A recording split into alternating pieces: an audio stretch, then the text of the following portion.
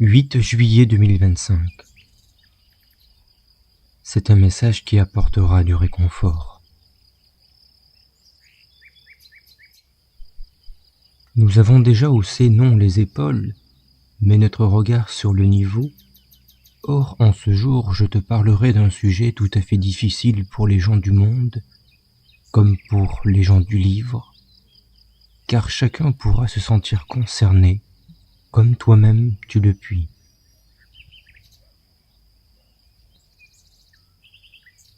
De toute façon, je te parle toujours à toi, ô Nassi, afin que tu t'élèves au-delà de tes cieux, jusqu'au ciel. Mais voilà que tu as occasion de partager. Partage donc de ce qui est vrai et qui peut aider. L'ego du monde, lui, corrige par souhait de rectifier. Le Saint-Esprit, lui, corrige par souhait de bonifier.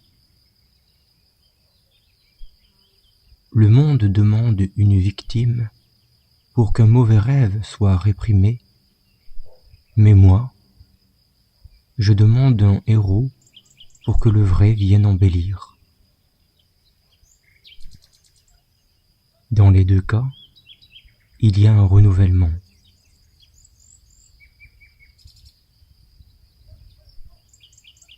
L'un renouvelle le connu, l'autre ravive le secret. Tu l'auras compris, en ce jour-ci, je te parlerai du renouvellement.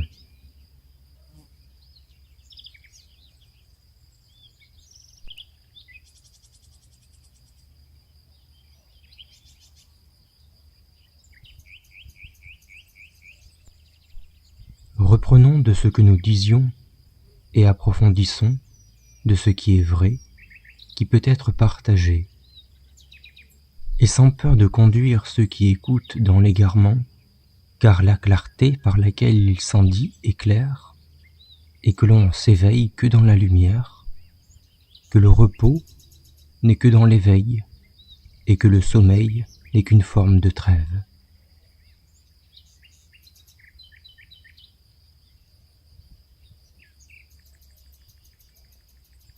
Libérez-vous de vos conditionnements, car ils vous fixent à de la bassesse intellectuelle, vous brassant par de divers courants. Du temps que vous gardez, je fus entouré moi-même d'une multitude de religiosités, d'idéologies, de courants spirituels, comme les Sadducéens, les pharisiens, les Esséniens, les nombreux scribes, les nombreux écrits, les zélotes, les païens, les hérodiens, tous ayant comme pour vos jours leur rapport personnel à l'ésotérisme, tous persuadés de faire le bien et de développer des compétences magiques. Ils se croyaient plus malins et privilégiés, tout en disputant secrètement vers le ciel.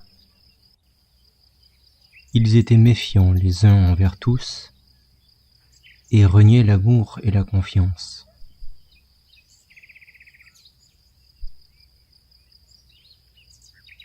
Rien ne les satisferait, ni leurs idées, ni leurs pratiques, ni leurs règles, ni leurs comptes, et qu'insatisfaction ils trouvaient, ceux-ci n'eurent goût qu'aux affaires et aux richesses matérielles, qui, tout juste reçues, se voyaient déjà être revendues. Tout le monde était surtout omnibulé par sa propre image, comme il en est tout autour de toi. Tous ces gens du monde nés du monde n'ont point quitté le monde. Ils sont morts avant leur mort. Ils ne se sont jamais élevés par leur mort plus haut qu'eux-mêmes, car la mort est pour eux la fin.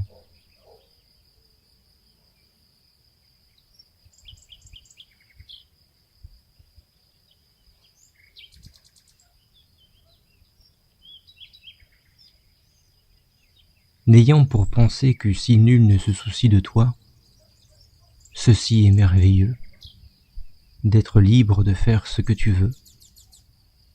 Crois en moi qui suis égal à toi, parce qu'ensemble nous partageons d'une énergie qui est vraie. Mais la fausse énergie dépourvue de force ne relie pas, elle repousse, elle écarte et sépare tout. En elle, la mort fait sens. Celle-ci vous fait croire devoir vous surcharger de magnétisme, sans répercussion, tout en niant la nécessité du recueillement. Il ne sert à rien de vous surcharger de magnétisme et de vous éparpiller dans le marché de l'occultisme spirituel du monde, si après tout vous n'êtes pas maître de vous, pour vous, et vous donnez au recueillement par les forces qui ne sont puissantes qu'en raison de leur maîtrise, et de surcroît vous permettent d'assimiler le puissant courant curatif.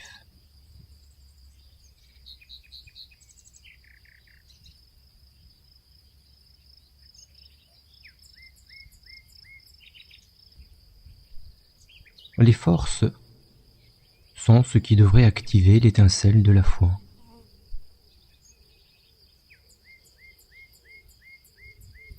Dans le rêve de corps et de mort, il y a un thème de vérité. Pas plus, peut-être, qu'une minuscule étincelle, une lumière créée dans les ténèbres, ou Dieu, lui encore. Ton étincelle comme ta foi ne devrait pour début qu'être la fin de l'injustice et pour suite la transition. Ton ardente foi est douce, et par sa douceur tu prendras raison sur la seule correction où le péché n'est plus, pour qu'aucune illusion passée n'ait pouvoir de te garder en un lieu de mort, un caveau, où le Fils de Dieu est enterré, qu'un instant. Il pourrait être instantanément rendu à l'amour parfait de son Père. Qui ne reçoit pas n'a point suffisamment foi, en vérité. En vérité, s'il ne manquait pas de conviction en lui, il ne serait déjà plus attaché à des chaînes qui ont depuis longtemps été enlevées et qui sont à jamais disparues de son esprit.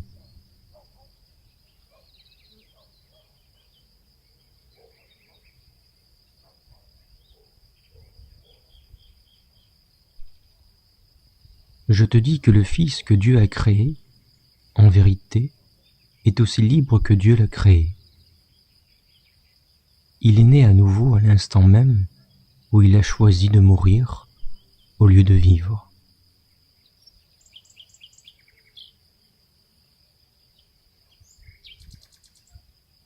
Meurt à ce qui est, et alors ceci disparaît.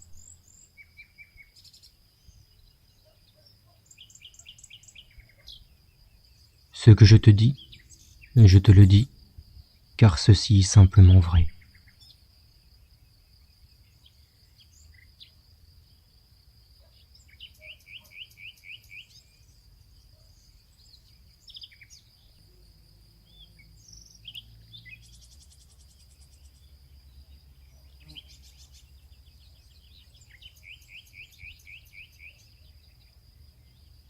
Ils reprendront et voleront ce que je te dis, car ils ont toujours aimé voler la vérité. Mais pour ceux qui y seront touchés, alors ils recevront et ils grandiront, plus que jamais ils n'auraient rêvé. Nous avons dit que la croyance en ta petitesse est comme une parade à ton immensité, et quand ceci tes troubles t'attaquent. Ils cherchent la lumière, et ils cherchent donc à se nourrir de toi, car comme toi, ils voudraient vivre à jamais dans l'éternité. Et ils te savent, eux, éternels, car ils ne le sont pas d'après leurs fausses lois et leur faux monde, mais pour eux, toi tu l'es.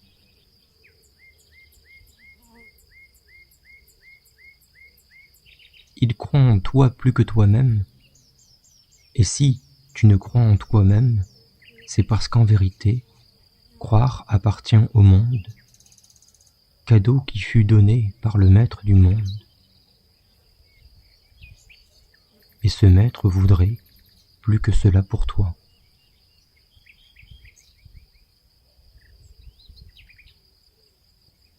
Car il eut pour vœu que tu croisses en lui, afin que tu t'élèves dans la foi. T'élever dans la foi, c'est commencer ta correction, pas avant. La guérison est donnée pour que ta foi grandisse à travers elle. Si elle ne grandit pas, tu ne recevras pas. Or, avec miséricorde, tout de même des signes et préludes viendront.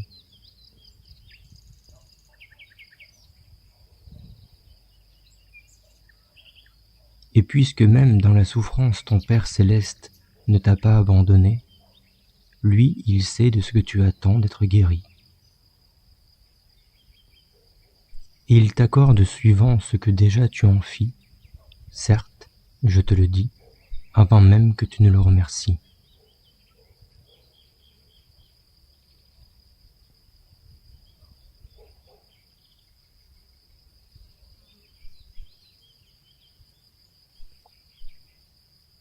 Quand ta foi sera grande, pourras-tu être soulagé, et même pour qu'un court instant, qui, si tu le veux, peut être ton appel au miracle. Car qu'est-ce qu'un instant, si ce n'est chose tout à fait répétée? Nous avons dit que le miracle n'a pas besoin de temps pour s'accomplir. Or toi, tu as besoin de temps pour l'accepter et l'accueillir.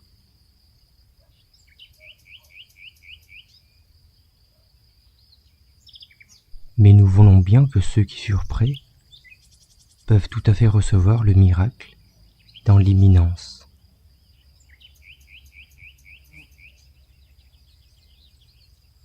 Quand tu l'auras accepté, ta vraie souffrance, qui est celle de te croire pleinement séparé, orphelin et en renoncement du divin, disparaîtra. Et cette dissipation se multipliera jusque dans ta chair. Parlons ainsi, en brefs mots, de multiplication jusque dans ta chair, car il y en a qui voudraient mieux ne pas agréer.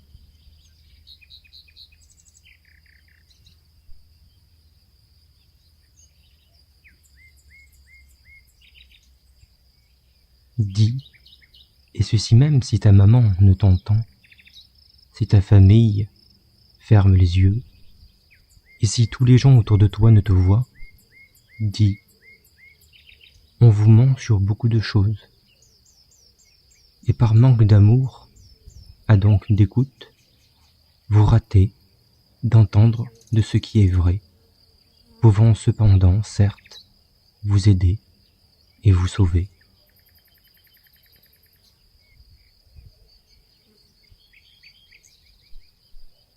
Pour cet exemple, dit trop de soucis maladifs et génétiques prennent effet avant la conception du fœtus,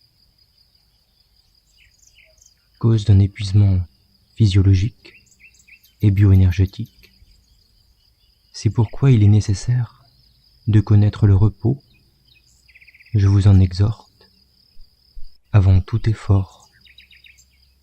De même quand il s'agit de toute conception.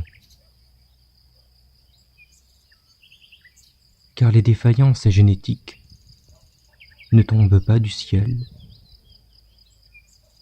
et elles ne sont pas non plus le coup du sort, ni même un effet de la colère de votre père. Si vous croyez que vos gènes sont issus exclusivement de votre ADN, vous faites erreur.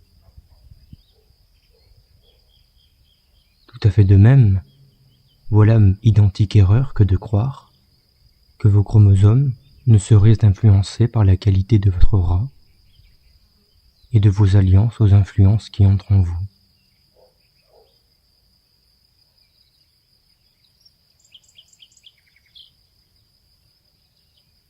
Les maladies héréditaires, semblant souvent incurables et mystiques, ne le sont que pour vous, et elles n'ont en vérité, je vous le dis, voilà un sujet pour qui réfléchit, comme support du collant et de la chair.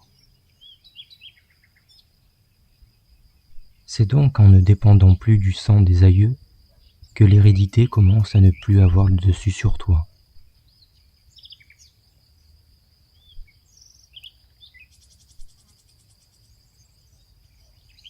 Pour le savoir, il faut naître de nouveau, et afin aussi de savoir que tu ne dépends plus d'une conception héréditaire du monde, mais que tu es né tout à fait d'une affiliation céleste.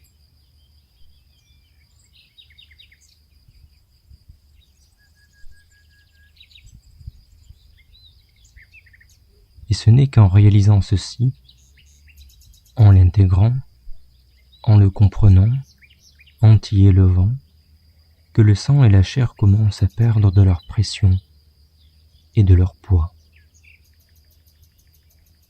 Et ceci pour, je le dis ainsi,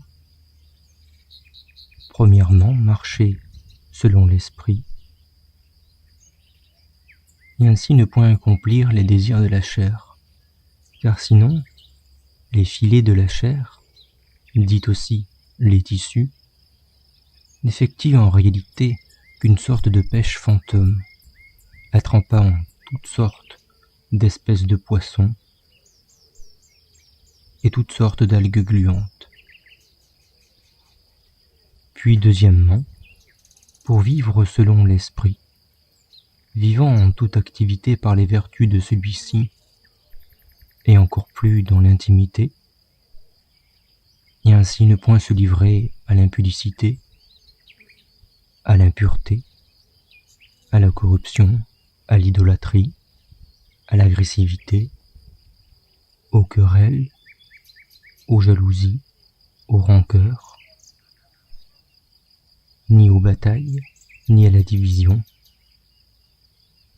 ni même au corps de parti, ni à l'ivrognerie de tout genre,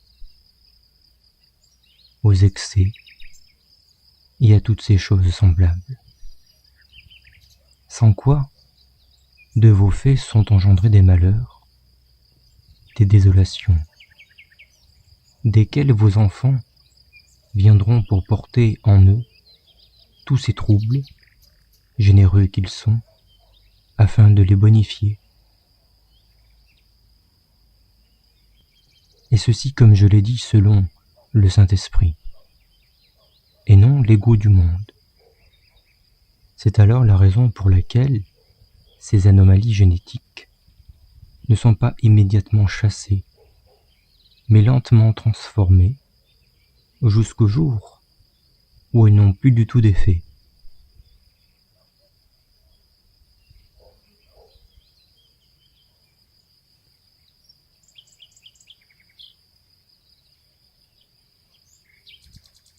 Voilà de quoi proviennent les aberrations chromosomiques, étant le signe de leur cassure et de leur mutation, le signe de mauvais échanges venant de duplication difforme. C'est alors que je vous exhorte et que je vous dis, abstenez-vous donc de ce qui conduit à de l'épuisement inutile.